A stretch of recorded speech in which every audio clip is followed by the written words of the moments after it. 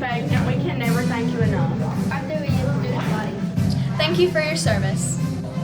I just want to say thank you for sacrificing your life so that we could have freedom in our country. And Thank you, veterans, for giving us our freedom and working hard to keep us free and keeping us all safe. On this Veterans Day, Always remember Teachers love and respect you. for all the sacrifices you've made. thank you. Thank you, veterans, for your service and all you've done for us. I want to say thank you to all the veterans who have served for our country, because without them, our country would not be where we are right now. Thank you, veterans, for all that y'all do for us. Our country wouldn't be like it is right now if y'all wouldn't have risked y'all's life to have our country where it's at right now. Thank y'all. Thank you, veterans, for all you do for us. thank you for your service and laying down your lives so that we all can have lives of freedom. We greatly appreciate all you've done. I'm very thankful for all the veterans serving our country and for all they do for us. Thank you for sacrificing your life for our country. We appreciate everything that you have done for America. We appreciate the selflessness that you have shown and the sacrifices that you have gave. Thank you.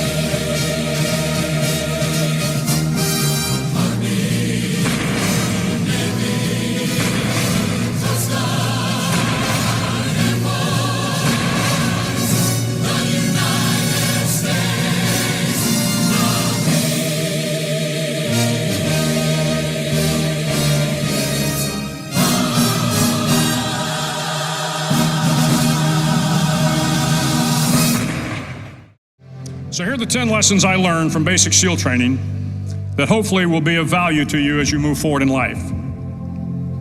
Every morning in SEAL training, my instructors, who at the time were all Vietnam veterans, would show up in my barracks room, and the first thing they'd do was inspect my bed. If you did it right, the corners would be square, the covers would be pulled tight, the pillow centered just under the headboard, and the extra blanket folded neatly at the foot of the rack. It was a simple task, mundane at best, but every morning we were required to make our bed to perfection. It seemed a little ridiculous at the time, particularly in light of the fact that we were aspiring to be real warriors, tough, battle-hardened SEALs. But the wisdom of this simple act has been proven to me many times over. If you make your bed every morning, you will have accomplished the first task of the day. It will give you a small sense of pride, and it will encourage you to do another task, and another, and another. And by the end of the day, that one task completed will have turned into many tasks completed. Making your bed will also reinforce the fact that the little things in life matter. If you can't do the little things right, you'll never be able to do the big things right. And if by chance you have a miserable day, you will come home to a bed that is made, that you made. And a made bed gives you encouragement that tomorrow will be better. So if you want to change the world, start off by making your bed.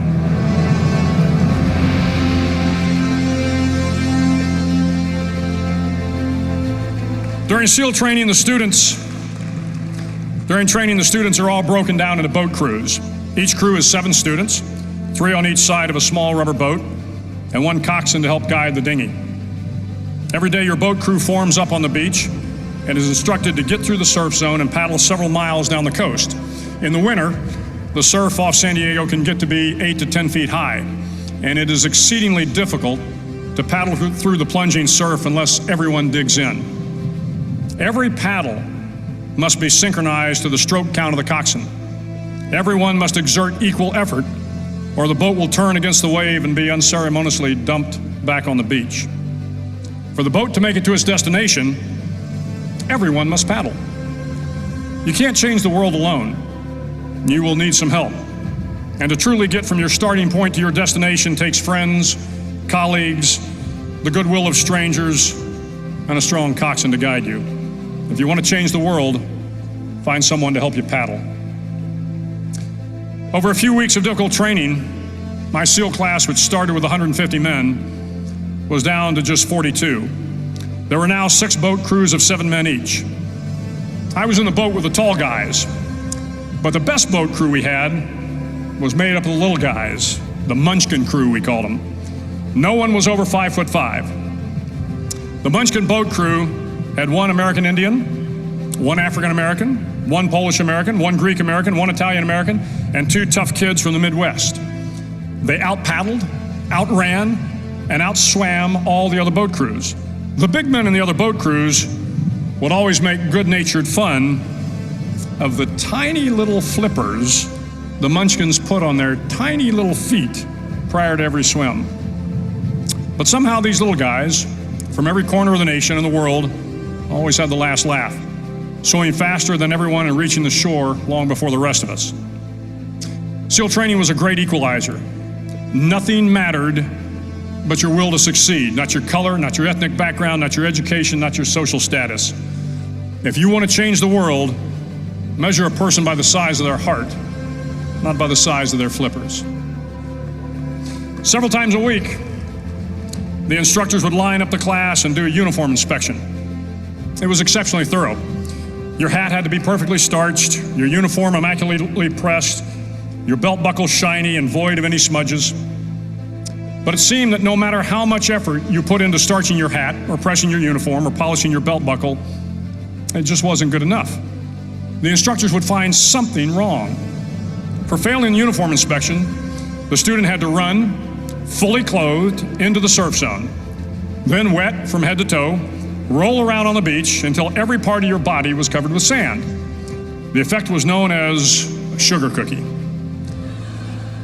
You stayed in the uniform the rest of the day, cold, wet, and sandy. There were many a student who just couldn't accept the fact that all their efforts were in vain, that no matter how hard they tried to get the uniform right, it went unappreciated.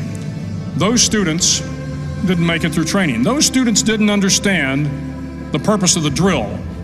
You were never going to succeed. You were never going to have a perfect uniform. The instructors weren't going to allow it. Sometimes, no matter how well you prepare or how well you perform, you still end up as a sugar cookie. It's just the way life is sometimes. If you want to change the world, get over being a sugar cookie and keep moving forward. Every day during training, you were challenged with multiple physical events: long runs, long swims, obstacle courses, hours of calisthenics, something designed to test your mettle. Every event had standards, times you had to meet. If you failed to meet those times, those standards, your name was posted on a list, and at the end of the day, those on the list were invited to a circus. A circus was 2 hours of additional calisthenics, designed to wear you down, to break your spirit, to force you to quit. No one wanted a circus. A circus meant that for that day, you didn't measure up. A circus meant more fatigue, and more fatigue meant that the following day would be more difficult and more circuses were likely. But at some time during SEAL training, everyone made the circus list. But an interesting thing happened to those who were constantly on the list.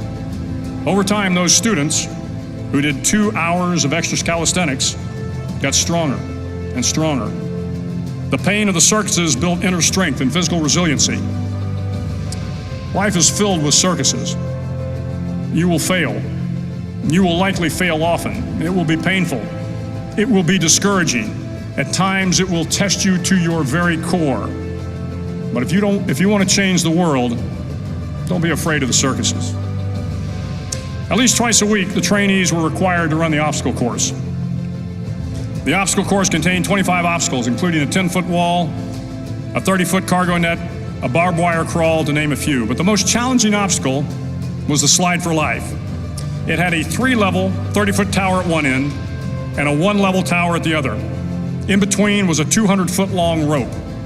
You had to climb the 3-tiered tower, and once at the top, you grabbed the rope, swung underneath the rope, and pulled yourself hand over hand until you got to the other end. The record for the obstacle course had stood for years when my class began in 1977. The record seemed unbeatable until one day a student decided to go down the slide for life head first. Instead of swinging his body underneath the rope and inching his way down, he bravely mounted the top of the rope and thrust himself forward. It was a dangerous move, seemingly foolish and fraught with risk. Failure could mean injury and being dropped from the course. Without hesitation, the student slid down the rope perilously fast. Instead of several minutes, it only took him half that time. And by the end of the course, he had broken the record. If you want to change the world, sometimes you have to slide down the obstacles head first. During the land warfare phase of training, the students are flown out to San Clemente Island, which lies off the coast of San Diego. The waters off San Clemente are a breeding ground for the great white sharks. To pass SEAL training, there are a series of long swims that must be completed. One is the night swim. Before the swim, the instructors joyfully brief the students on all the species of sharks that inhabit the waters off San Clemente. They assure you, however, that no student has ever been eaten by a shark, at least not that they can remember. But you are also taught that if a shark begins to circle your position, stand your ground. Do not swim away. Do not act afraid. And if the shark, hungry for a midnight snack, darts towards you, then summons up all your strength and punch him in the snout, and he will turn and swim away. There are a lot of sharks in the world. If you hope to complete the swim, you will have to deal with them. So if you want to change the world, don't back down from the sharks. As Navy SEALs, one of our jobs is to conduct underwater attacks against enemy shipping. We practice this technique extensively during training. The ship attack mission is where a pair of SEAL divers is dropped off outside an enemy harbor and then swims well over 2 miles underwater, using nothing but a depth gauge and a compass to get to the target.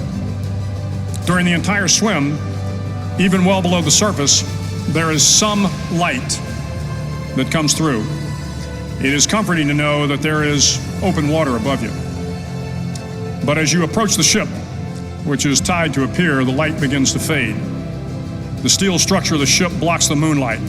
It blocks the surrounding street lamps. It blocks all ambient light. To be successful in your mission, you have to swim under the ship and find the keel, the center line, and the deepest part of the ship. This is your objective. But the keel is also the darkest part of the ship, where you cannot see your hand in front of your face, where the noise from the ship's machinery is deafening, and where it gets to be easily disoriented, and you can fail.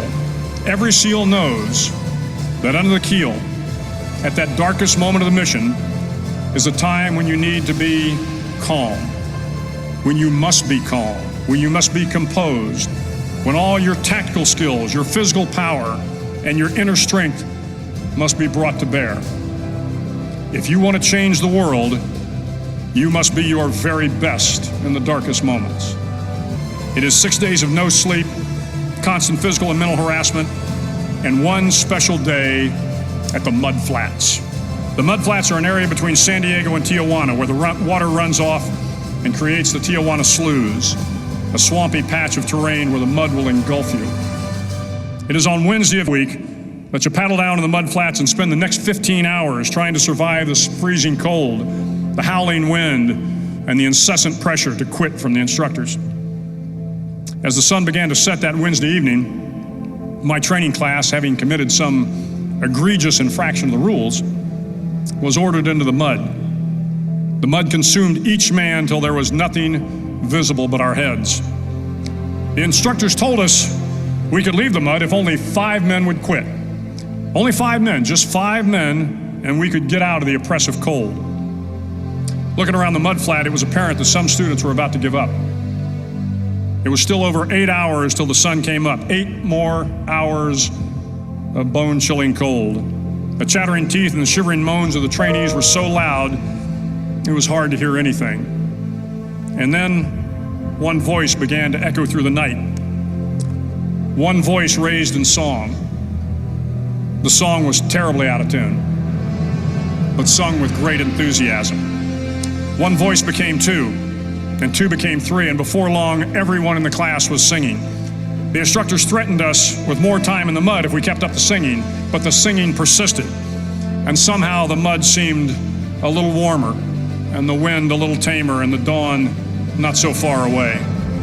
If I have learned anything in my time traveling the world, it is the power of hope. The power of one person, a Washington, a Lincoln, King, Mandela, and even a young girl from Pakistan, Malala. One person can change the world by giving people hope. So if you want to change the world, start singing when you're up to your neck in mud. Finally, in SEAL training, there's a bell. A brass bell that hangs in the center of the compound for all the students to see. All you have to do to quit, is ring the bell. Ring the bell, and you no longer have to wake up at 5 o'clock. Ring the bell, and you no longer have to be in the freezing cold swims. Ring the bell, and you no longer have to do the runs, the obstacle course, the PT, and you no longer have to endure the hardships of training. All you have to do is ring the bell to get out. If you want to change the world, don't ever ring the bell. It will not be easy. Start each day with a task completed. Find someone to help you through life. Respect everyone. Know that life is not fair and that you will fail often. But if you take some risks, step up when the times are the toughest, face down the bullies, lift up the downtrodden, and never ever give up. If you do these things, the next generation and the generations that follow will live in a world far better than the one we have today. And what started here will indeed have changed the world for the better. Thank you very much.